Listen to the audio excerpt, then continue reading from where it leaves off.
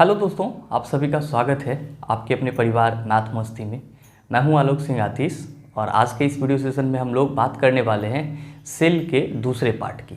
जी हाँ दोस्तों, इससे पीछे के क्लास में हम लोगों ने इससे संबंधित बेसिक और मूलभूत चीज़ों को समझा था। आज की इस क्लास में हम लोग उससे आगे की चीज़ों को समझेंगे।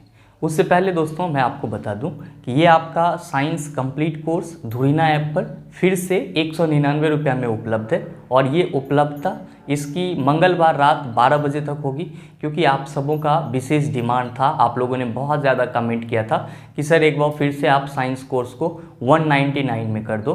दोस्तों मैंने इसका लिंक नीचे डिस्क्रिप्शन में डाल रखा है, आप वहाँ से जा कर के चेक कर सकते हैं। और एक खास बात मैं आपको बता दूं कि यहाँ पे जो ई बुक की चर्चा हुई है, ये ई बुक आपके अपने कोर्स में फिजिक्स, केमिस्ट्री और बायोलॉजी का सेक्शन दिखेगा, उसके जस्ट नीचे नोट्स एंड पीडीएफ का सेक्शन होगा, तो वहाँ पे आपको साइंस की ये ई बुक मिल जाएगी। ये उसके लिए भी है जो नए बच्चे परचेज कर चुके हैं और जो परचेज करने वाले हैं। तो आइए आज की सेशन की शुरुआत करते हैं और देखते हैं एग्जाम रिलेवेंट क्या कुछ सीख पाते हैं। आज के इस वीडियो सेशन में हम लोग डिस्कस करने वाले हैं कि सेल को रॉबर्ट हुक ने किस तरह खोजा और कुछ आपके जो एग्ज़ाम पॉइंट हैं, जो आपके एग्ज़ाम में बार बार आपसे क्वेश्चन रिपीट करके पूछे जाते हैं, उसकी। तो आइए हम लोग सबसे पहले बात किसकी करते हैं, सेल को किसने खोजा।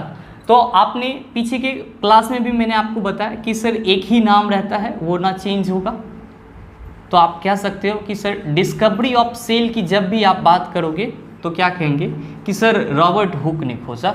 और आपसे कई दफ़ा ये क्वेश्चन पूछा भी जाता है कि रॉबर्ट हुक ने खोजा, कब खोजा, तो 1665 में, 1665 में खोजा। अब आप में से बहुत सारे मित्र कहेंगे कि सर रॉबर्ट हुक ने सेल को खोजा किस तरह से, क्योंकि सेल जो है, कोशिका जो है, ये तो बहुत छोटी होती है। क्योंकि आपने इसके पीछे के क्लास में बताया कि सर सेल जो होती है, कोशिका जो होती है, वो किसी भी जीव की सबसे सूक्ष्मतम इकाई होती है, तो ये तो बहुत ही सबसे छोटा होता है, तो इसको उसने कैसे खोज लिया।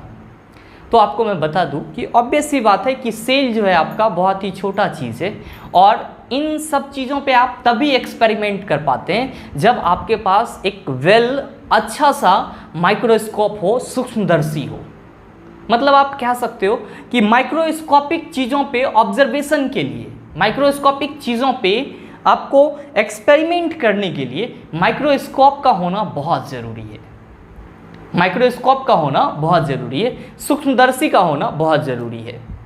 अब आप कहेंगे कि सर जो रॉबर्ट हुक जिस समय अपना काम कर रहे थे 1665 में, तो क्या उस समय माइक्रोस्कोप था? नहीं, उस समय माइक्रोस्कोप नहीं था और ना ही माइक्रोस्कोप था और ना ही माइक्रोस्कोप से संबंधित मार्केट में कोई ऐसा चीज़ मिल रहा था जिससे कि आप अपने एक्सपेरिमेंट को कर सके। तो रॉबर्ट हुक ने क्या करा था कि इन्होंने अपना खुद का माइक्रोस्कोप तैयार किया। क्यों? क्योंकि इनको तो कुछ जानना था, सेल पे एक्सपेरिमेंट करना था। तो जब इन्होंने अपना खुद का माइक्रोस्कोप तैयार किया तो इसका जो वो माइक्रोस्कोप था उसको हम लोग परमिटिव माइक्रोस्कोप बोलते हैं। कौन सा माइक्रोस्कोप बोलते हैं? परमिटिव माइक्रोस्कोप बोलते हैं। अब ये उतना हाई पावर वाला नहीं था, लेकिन फिर भी ऐसा था कि काम चल सकता था। तो रॉबर्ट हुक ने अपने बनाए हुए परमिटिव माइक्रोस्कोप से लकड़ी का एक कॉर्क लिया। कॉर्क बोले तो आप जैसे शैंपेन का बोतल होता है ना, उसमें आप देखते होंगे ऐसे ढक्कन लगा हुआ रहता है खोलने वाला, या फिर आप देखे होंगे कोई वुडी सा प्लांट, जैसे वुडी प्लांट से ही निकाला जाता है। आप जो अच्छा बियर या शैंपेन का बोतल होता है उसमें देखेंगे वो कॉर्क के रूप में अंदर लगा हुआ रहता है, या पहले जब आपका एसिड वाला बैटरी आता था तो उसमें रबर टाइप से लगा हुआ रहता था, तो उसी को हम लोग कॉर्क कहते हैं। रबर को नहीं कहते हैं, मतलब रबर टाइप का उसमें लगा हुआ रहता है, उसके जैसा आपको लकड़ी का टुकड़ा मिलेगा, उसी को हम लोग कॉर्क कहते हैं। तो रॉबर्ट हुक ने क्या किया कि एक पेड़ से, रॉबर्ट हुक ने क्या करा कि एक पेड़ से वो उस कॉर्क स्लाइस को लाया, कॉर्क स्लाइस को लाया।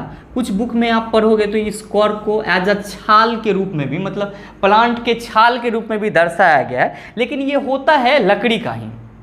लेकिन इस कॉर्क की एक सबसे बड़ी खासियत होती है कि ये आपका सॉफ्ट होता है, मुलायम होता है। मतलब क्या कि आप अगर इसको माइक्रोस्कोप से देखोगे तो आपको फील होगा कि इसमें जो गैप है वो कितना ज़्यादा है। तो रॉबर्ट हुक ने अपने परमिटिव माइक्रोस्कोप से प्लांट से लिए गए पार्ट, क्या कॉर्क स्लाइस, यहाँ पे कॉर्क स्लाइस मतलब कोई उसका छोटा सा टुकड़ा लिया, स्लाइस का मतलब यहाँ पे ये हुआ टुकड़ा लिया, और उन्होंने इस चीज़ पे ऑब्जर्वेशन करना शुरू कर दिया। किससे? तो अपने बनाए हुए माइक्रोस्कोप से। जब उन्होंने इस पे ऑब्जर्वेशन करना शुरू किया तो उन्होंने क्या पाया कि उस क्वार्क में कुछ इस तरह का स्ट्रक्चर है। किस तरह का स्ट्रक्चर है? तो उस क्वार्क में कुछ इस तरह का उनको स्ट्रक्चर दिखा।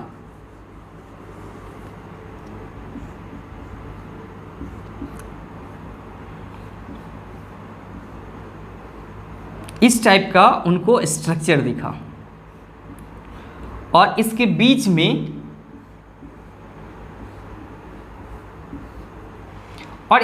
में उसको क्या दिखा? छोटा छोटा होल दिखा। ये छोटा छोटा क्या दिखा उसको? होल दिखा। कहाँ पे? कॉर्क स्लाइस में। किसने देखा? रॉबर्ट हुक ने देखा। किससे? तो अपने बनाए हुए परमिटिव माइक्रोस्कोप से। और उन्होंने ये जो छोटा छोटा देखा, तो ये आपको ना लग रहा है कि ये मधुमक्खी का छत्ता की तरह दिख रहा है? अगर आप इसको पूरा और पूरे बोर्ड में बना दो विस्तार से, तो आप कहोगे जी बिल्कुल सर, ये मधुमक्खी के छत्ता की तरह लग रहा है। तो उन्होंने सबसे पहले, रॉबर्ट हुक ने जब इस चीज़ को देखा और उसको इस तरह का स्ट्रक्चर मिला, तो पहले उन्होंने इसका नाम क्या बोला कि ये जो है ये just like a little room, एक छोटा सा कमरा की तरह लग रहा है। ये कैसा लग रहा है? छोटा सा कमरा की तरह। फिर उन्होंने बोला कि अच्छा ये हनी कॉम्ब की तरह, मधुमक्खी के छत्ता की तरह भी लग रहा है। किसकी तरह लग रहा है? मधुमक्खी के छत्ता की तरह भी लग रहा है। लेकिन इसका जो सबसे स्पेशल बात है वो ये है कि ये सिर्फ एक ही ऐसा नहीं है, बहुत सारा है। उस कॉर्क में सिर्फ एक ही इस तरह का स्ट्रक्चर नहीं है, बहुत सारा है। मतलब क्या कि मधुमक्खी के छत्ता में जिस तरह मधुमक्खी को रहने के लिए गैप होता है, ठीक उसी तरह से उस लकड़ी के कॉर्क स्लाइस में, जो कॉर्क स्लाइस था, आपके एग्जाम में भी कॉर्क ही आपसे पूछा जाएगा, तो आप ये मत घबराइएगा कि कॉर्क का हिंदी क्या होता है। तो इस कॉर्क स्लाइस में उन्होंने क्या देखा? हनी कॉम्ब जैसा स्ट्रक्चर देखा। इसको उन्होंने कई बार चेंज भी किया कि आखिर ये क्या हो सकता है। उसके मन में कई बार आया कि इसको लिटिल रूम का नाम दे दे, क्योंकि ये कमरा की तरह लग रहा था, और जहाँ पे भी कोई चीज़ रहता है तो हम लोग उसको घर ही बोलते हैं। फिर उन्होंने बोला कि नहीं, चलो कमरा भी नहीं देते हैं, हनी कॉम्ब भी नहीं बोलते, इसके लिए एक स्टैंडर्ड वर्ड यूज़ कर देते हैं। क्या कर देते हैं? एक स्टैंडर्ड वर्ड यूज़ कर देते हैं। और उन्होंने इसको क्या बोला कि ये सेला है। ये क्या है? सेला है, जो बाद में आपका आगे चल करके किस नाम से प्रसिद्ध हो गया? सेल के नाम से प्रसिद्ध हो गया। और इसका जो मतलब होता है, इसका मतलब होता है कोसा। इसका मतलब क्या होता है? कोसा। इसका मतलब क्या होता है? कोसा होता है। और उन्होंने इसको क्या नाम दे दिया? सेला का नाम दे दिया। एक्चुअली उन्होंने इस चीज को ऐसे भी डिफाइन किया कि सेल जो होता है वो किसी भी ऑर्गेनिज्म में ए लिटिल रूम के रूप में होता है, या कोशिका का मतलब हुआ कि एक छोटा सा घर, एक छोटा सा कमरा। उन्होंने इस चीज को ऐसे भी डिफाइन किया। तब अब यहाँ पे सवाल ये उठ गया कि ये जो सर सेला है, ये बाद में सेल हो गया, तो ये सेला कौन सा वर्ड है? तो आप ध्यान में रखेंगे कि सेला जो है आपका लैटिन वर्ड है। कौन सा वर्ड है? लैटिन वर्ड है। और सेल शब्द को सबसे पहले क्वाइन करने वाले साइंटिस्ट कौन थे? तो सेल शब्द को सबसे पहले क्वाइन करने वाले साइंटिस्ट रॉबर्ट हुक थे। कौन थे? रॉबर्ट हुक थे। तो दोस्तों कुछ इस तरह से आपके सेल का पूरी तरह से खोज हुआ। मतलब क्या कि उस समय माइक्रोस्कोप नहीं था, रॉबर्ट हुक ने अपना माइक्रोस्कोप बनाया, लकड़ी के कॉर्क स्लाइस पे उन्होंने एक्सपेरिमेंट किया, और इस तरह से उसको स्ट्रक्चर दिखा जिसको उन्होंने हनी कॉम्ब, मधुमक्खी का छत्ता, फिर अ लिटिल रूम मतलब एक छोटा सा कमरा का भी नाम दिया। फिर बाद में चल करके उन्होंने इसके लिए एक स्पेशल नाम रखा जो कि वो लैटिन वर्ड है, और उस लैटिन वर्ड का क्या नाम है? सेला। और उसी को बाद में चल करके मॉडिफाई किया गया, और हम लोग उसको क्या पढ़ते हैं? सेल पढ़ते हैं, कोशिका पढ़ते हैं। तो आपके एग्जाम में यहाँ से एक क्वेश्चन पूछा जाता है। क्या क्वेश्चन पूछा जाता है कि निम्नलिखित में से सेल कौन सा वर्ड है, तो सेल जो है आपका लैटिन वर्ड का रूपांतरण है। तो सेल जो है किस लैटिन वर्ड से आया है, तो आपका सेला नाम के लैटिन वर्ड से आया है, जिसका मतलब क्या होता है, तो जिसका मतलब होता है कोसा। जिसका मतलब क्या होता है, कोसा होता है। अब आपसे कभी कभी ये भी पूछ दिया जाता है आपके एग्जाम में कि रॉबर्ट हुक ने जो कॉर्क स्लाइड्स पे एक्सपेरिमेंट किया था, तो उसने कॉर्क स्लाइड्स के एक्सपेरिमेंट में पहले चरण में क्या देखा, तो उन्होंने पहले चरण में ये देखा कि उस हनीकॉम्ब में, मधुमक्खी के छत्ता में छोटे छोटे कमरा जैसी संरचना है। तो ये अ लिटिल रूम वाला कंसेप्ट भी आप अपने माइंड में रखेंगे। अच्छा, आप कहेंगे कि सर चलो ये ठीक है, ये तो सारी कोशिका हो गई, ये सारी क्या हो गई, कोशिका हो गई, सेल हो गई, तो ये बीच में क्या है, तो आपको मालूम होना चाहिए कि ये बीच में उन्होंने केंद्रक का नाम दे दिया इसको। किसका नाम दे दिया, केंद्रक का, न्यूक्लियस का नाम दे दिया। किसका नाम दे दिया, न्यूक्लियस का नाम दे दिया। मेरे मित्र, आपसे आपके एग्जाम में एक और क्वेश्चन पूछा जाता है। ये क्वेश्चन क्या पूछा जाता है कि निम्नलिखित में से सबसे पहले कौन सी कोशिका खोजी गई, सजीव कोशिका खोजी गई या निर्जीव कोशिका खोजी गई। आप में से बहुत सारे कंफ्यूज हो जाते हैं, जबकि आपको आता सब कुछ है। जरा सा आप ये बताओ मेरे को कि सबसे पहले सेल को किसने खोजा, तो आप कहोगे रॉबर्ट हुक। कब खोजा, 1665 में खोजा। कैसे खोजा, तो सर लकड़ी का कॉर्क स्लाइस लिया, मतलब क्या कि पेड़ का एक छाल का टुकड़ा लिया, कॉर्क स्लाइस लिया और उस पर एक्सपेरिमेंट किया। मेरे मित्र, आप ये बताओ कि जब आप किसी पेड़ से उसके छाल को खींच करके लाते हो, काट करके लाते हो, तो वो सजीव होता है या निर्जीव होता है, वो सजीव होता है या निर्जीव होता है। तो आप कहेंगे सर कैसी बात कर रहे हैं, पेड़ से जब किसी टहनी को तोड़ के ले आएंगे तो वो तो निर्जीव हो जाएगा। यस, मैं आपको यही समझाना चाहता था कि सबसे पहले निर्जीव कोशिका को खोजने वाले कौन थे, तो आपका रॉबर्ट हुक थे। यही चीज आपको आपके एग्जाम में कैसे पूछ लिया जाता है कि निम्नलिखित में से मृत कोशिका को खोजने वाले व्यक्ति कौन थे। तो निर्जीव का मतलब क्या हुआ, जिसमें जान न है, और जेकरा में जान न रहेगा तो ओकरा मरले न कहोगे कि और कुछ कहोगे, तब मृत ही कहेंगे। तब मृत कोशिका खोज किसने किया, रॉबर्ट हुक ने किया। सेल टर्म किसने यूज किया, क्वाइन किसने किया, तो रॉबर्ट हुक ने किया। सेल वर्ड आया कहां से, तो सेला नाम के लैटिन वर्ड से आया। ये चीज आपके माइंड में सेट हो गया होगा। आपसे ये भी क्वेश्चन पूछा जाता है कि सर आप जो ये पूरा थ्योरी बताए कि रॉबर्ट हुक अपना माइक्रोस्कोप बनाया, कॉर्क स्लाइस पे एक्सपेरिमेंट किया, इस तरह की बातें की, ये सारी चीज़ें, तो देखो भाई कि कोई भी साइंटिस्ट होता है जब अपना एक्सपेरिमेंट करता है तो उस एक्सपेरिमेंट को वो पब्लिश भी करता है, वो अपनी यादें संजोना चाहता है। ये सबके मन में ख्वाहिश होती है। और अगर आप जब एक ऐसे चीज़ के बारे में खोज कर रहे हैं कि जहां से आपको प्रकृति को समझने में आसानी हो, सेल आप समझ सकते हैं, सेल की अगर खोज नहीं होती तो आज हम लोग जो बकबका रहे हैं यहाँ पे, वो सब कुछ भी नहीं होता। आप कुछ भी आकर के एक्सप्लेन कर ही नहीं पाते, आप बायोलॉजी को समझ ही नहीं पाते। जिस तरह आप कहते हो ना कि सर इंडिया का दरवाज़ा माना जाता है मुंबई, ठीक उसी तरह अगर आपको अपना बॉडी समझना है, बायोलॉजी समझना है, तो उसका ये डोर है साइटोलॉजी। इस साइटोलॉजी से आपको गुजरना होगा, बाकी की चीज़ आप खुद ब खुद समझ जाओगे।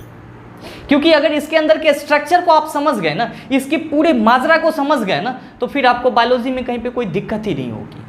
तो मैं कहाँ पे था, मैं आपको बता रहा था कि सर जितने भी व्यक्ति होते हैं जो एक्सपेरिमेंट करते हैं, वो अपनी सारे एक्सपेरिमेंट को पब्लिश करना चाहते हैं। मतलब क्या कि प्रकाशित करना चाहते हैं, ताकि वो चीज़ लंबे समय तक बना रहे, कोई और भी आए तो उस चीज़ को पढ़ करके उस पर अपना कंसेप्ट दे। तो ठीक उसी तरह रॉबर्ट हुक का जो सेल का पूरा विश्लेषण था वो पूरी तरह से प्रकाशित हो गया। और वो कौन से बुक में प्रकाशित हुआ, तो आप कहेंगे कि सर वो माइक्रोग्राफिया नाम की बुक में प्रकाशित हुआ। माइक्रोग्राफिया कौन सा बुक में प्रकाशित हुआ, माइक्रोग्राफिया नाम के बुक में प्रकाशित हुआ।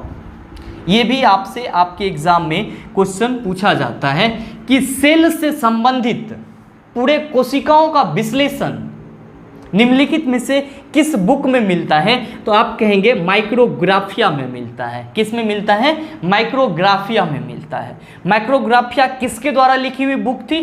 तो माइक्रोग्राफिया रॉबर्ट हुक के द्वारा लिखी हुई बुक थी।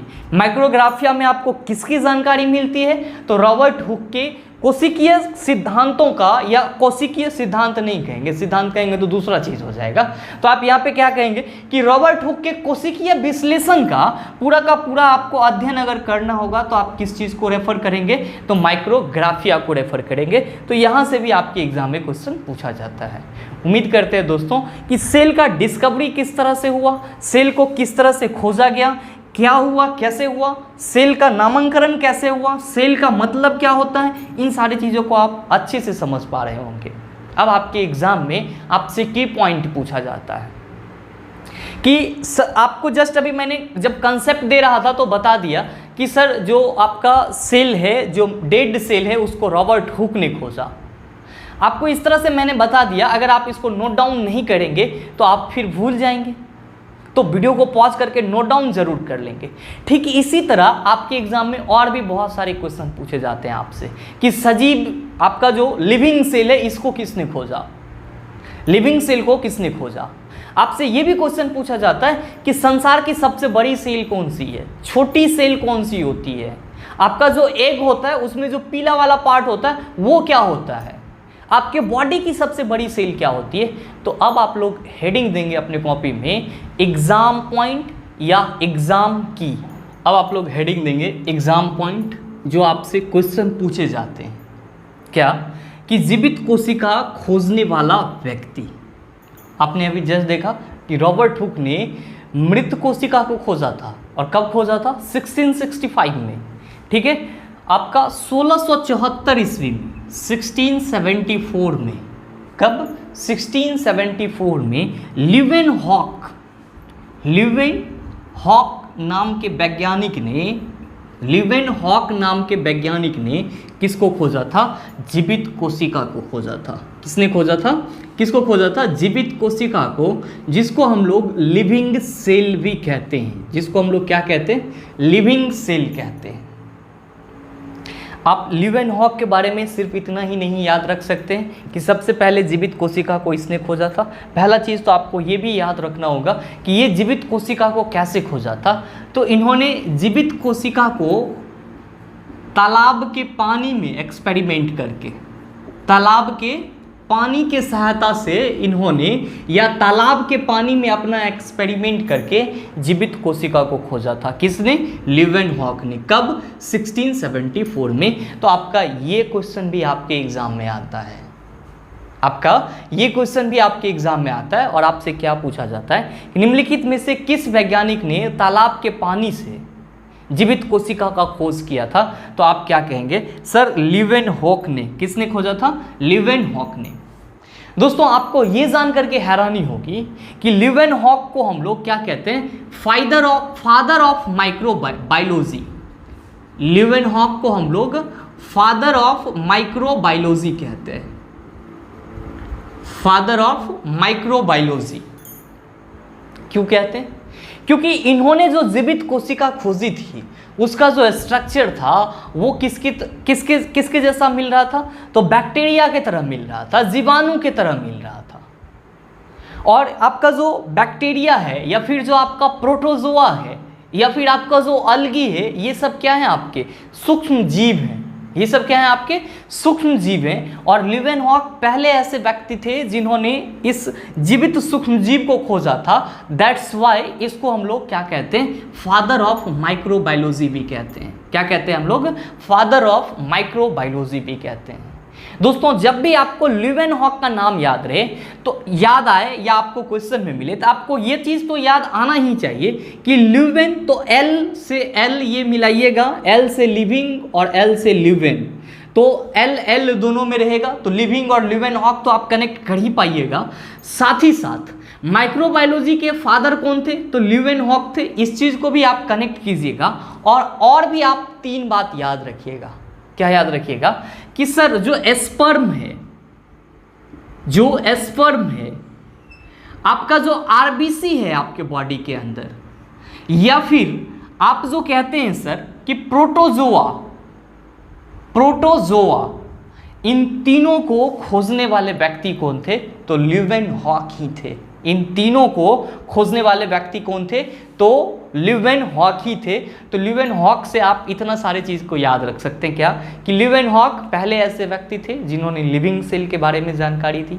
ल्यूवेनहॉक ही वो व्यक्ति थे जिन्होंने स्पर्म को खोजा, प्रोटोजोआ के बारे में बताया और साथ ही साथ ब्लड के आरबीसी के बारे में बताया। ल्यूवेनहॉक ही ऐसे व्यक्ति थे या ऐसे साइंटिस्ट थे जिसे फादर ऑफ माइक्रोबायोलॉजी कहा जाता है।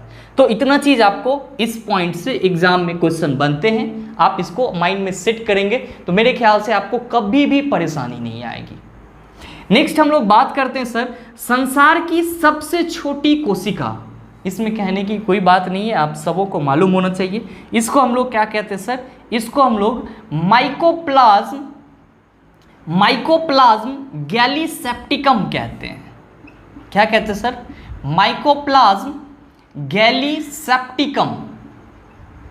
और इसको शॉर्ट फॉर्म में इसी को दोस्तों हम लोग माइकोप्लाज्म गैलीसेप्टिकम को ही हम लोग शॉर्ट फॉर्म में PPLO कहते हैं।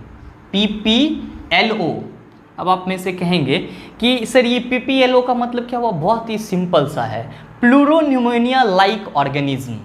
मतलब क्या कि आप इसको ये कह सकते हो कि न्यूमोनिया के तरह जो छोटा सा ऑर्गेनिज्म होता है उसी को हम लोग क्या कहते हैं कि सर वो संसार की सबसे छोटी कोशिका है। तो अगर आपसे कभी भी ये पूछा जाए मेरे मित्र कि संसार की सबसे छोटी कोशिका कौन सी है तो आप कहेंगे PPLO। फुल फॉर्म पूछा जाए तो प्लूरोन्यूमोनिया लाइक ऑर्गेनिज्म या माइकोप्लाज्म गैलीसेप्टिकम, ये नाम भी आप याद रख सकते हैं। बायोलॉजी है, थोड़ा नाम बड़ा होगा, एक दो बार आप रिपीट करेंगे तो मेरे ख्याल से अच्छे से समझ पाएंगे। नेक्स्ट बात करते हैं, आपके मन में ये सवाल आ रहा होगा कि सर जब आपने यहाँ पे संसार की सबसे छोटी कोशिका को लिखा है तो ये सर कितना छोटा होगा? मन में एक कौतूहल का विषय रहता है। तो ध्यान रखिएगा मेरे दोस्त कि ये जो PPLO है इसका जो साइज होगा वो होगा 0.1 माइक्रोन। 0.1 माइक्रोन। और आपको मालूम है कि 1 माइक्रोन में कितना होता है? तो 10⁻⁻⁶ मीटर। और यहाँ पे सबसे छोटी कोशिका 0.1 माइक्रोन है। मतलब क्या कि 1 माइक्रोमीटर का भी 10वां भाग। अरे एक आप पॉइंट हटाएंगे तो 1/10 ना होगा ही। तो अब 1 माइक्रोन का भी 10वां भाग ओकरो पर पावर आप 10⁻⁻⁶ कर रहे हैं। तो 0.1 माइक्रोमीटर की जो कोशिका होती है जिसको हम लोग PPLO बोलते हैं उसको संसार की सबसे छोटी कोशिका बोला जाता है। संसार की सबसे बड़ी कोशिका जब आपसे पूछा जाए पूरे वर्ल्ड की तब आप क्या कहेंगे कि जो शुतुरमुर्ग होता है उसका जो अंडा होता है, एग ऑफ ऑस्ट्रिच, शुतुरमुर्ग का जो अंडा होता है वो संसार की सबसे बड़ी कोशिका होती है। शुतुरमुर्ग का अंडा ये आपका क्या है? संसार का सबसे बड़ा कोशिका है। आप में से बहुत सारे के मन में ये सवाल फिर से उठ रहा होगा कि सर इसकी साइज क्या होती होगी, क्योंकि आपने छोटा कोशिका को तो सबसे छोटा करार दे दिया 0.1 माइक्रोमीटर दे करके, तो इसकी साइज क्या होगी? तो आप ध्यान में रखेंगे कि सर इसका जो साइज होता है ना वो 170 mm का होता है। ये क्या होता है? 170 mm का होता है। ये आपका पूरे यूनिवर्स का सबसे बड़ा सेल माना जाता है, सबसे बड़ा कोशिका माना जाता है। और आप इसको कैसे याद करेंगे? शुतुरमुर्ग की अंडा बोलेंगे या फिर एग ऑफ ऑस्ट्रिच बोलेंगे।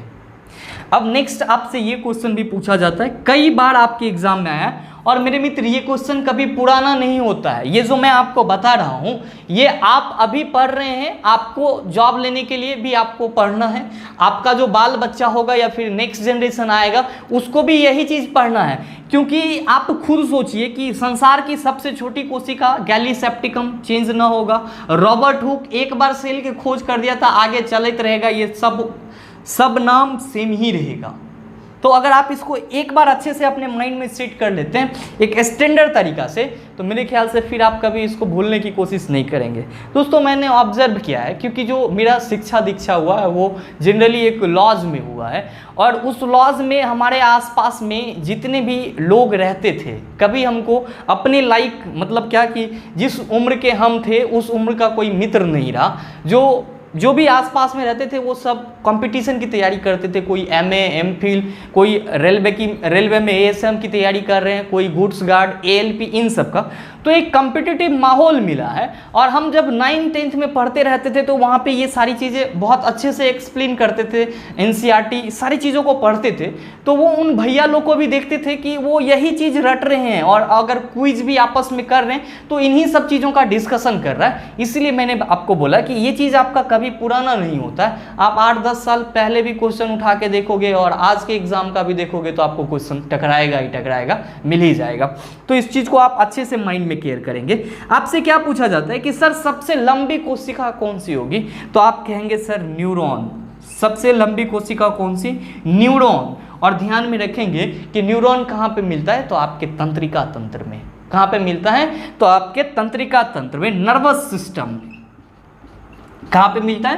तंत्रिका तंत्र में। आपसे कभी भी ये क्वेश्चन पूछा जाए कि संसार की सबसे लंबी कोशिका, तो कहेंगे न्यूरॉन। सबसे बड़ी कोशिका तो एग ऑफ ऑस्ट्रिच।